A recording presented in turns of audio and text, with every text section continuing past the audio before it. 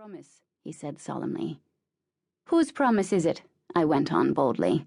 Who offers his hand? You one, mademoiselle. He bowed, and I took the hand and let him heave me up. The stable boy. The horses will speak for me.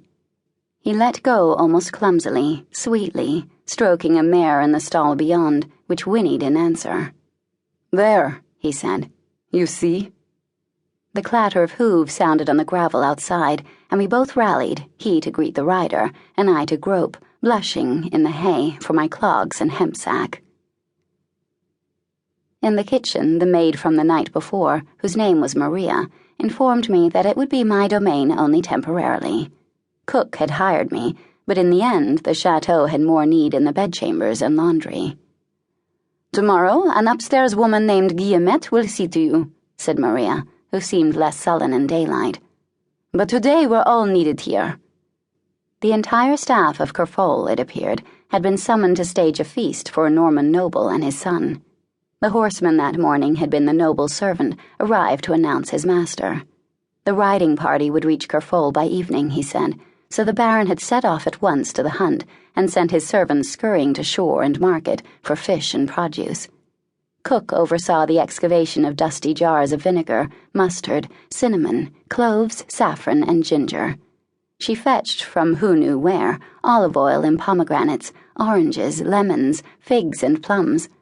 By noontide, pots were full and spits were turning, and I was henceforth tormented by smells. I quick grew fond of the kitchen, and disappointment that I would be exiled from it, assigned elsewhere, must have shown on my face. Everything did in those days. Maria beat a round of dough, her bright eyes crinkling like an old woman's, though she couldn't have had more than 3 years over my 16, and said, We're married today, it's true, but we're always so before the public. And... Never mind now. She brushed flour off her hands. Here, take over the bread making. I've too much else to do. She showed me how to tend the great hearth, and slip spongy loaves into the brick wells with a long-handled shovel. She drew out a golden loaf and flicked it with a fingernail, as if I'd never before baked bread. Hear that? Nice and crisp. Stack them in that oak cupboard, and whatever you do, don't let the fire go out, or we'll have to send the farmer's wife for coals. No time for that today. Soon I'd exceeded my order of 20 loaves, swept up the floor, and resorted to thumbing through copies of A New Book of Cookery and The Accomplished Lady's Delight in Preserving, Physic, Beautifying, and Cookery, though I learned their titles only a good deal later. The book's black type swam in my brain like minnows when the tide turns, but the pictures pleased me almost as much as the smells that day. My nose became a hound's, heroic in its efforts to identify and classify.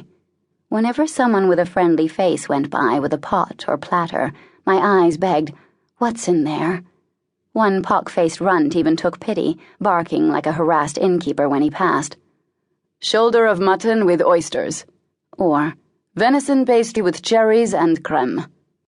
Once the family and guests were served and the plates cleared, more and more sweet things passed and plagued me in my idleness, countess cakes and egg pie, apple cream and orange pudding. How could all this be, I thought stubbornly, and not be mine? How indeed?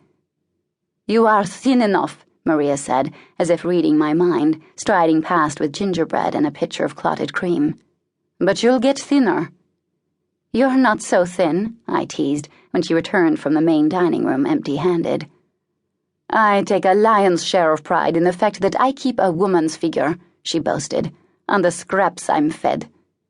She thrust out her not insubstantial chest, just as Ewan entered with a cider cask on his shoulder. Once he'd passed, stony-faced, we covered our mouths, stooping, and laughed uproariously into our palms. I'm glad you've come, Maria said then, smoothing her apron, and for the first time since my parents had sold me into service, I was glad too. I let my mind wander out after Ewan and his copper-colored hair. I'd never seen such hair before, only heard about it in Grandmère's stories. Not 10 minutes later, Maria's slap stung my knuckles. Worse yet, it made me drop the macaroon I'd filched from a passing tray. The treat lay steaming an instant in the kitchen hay before a hen rushed out to peck at it. My mouth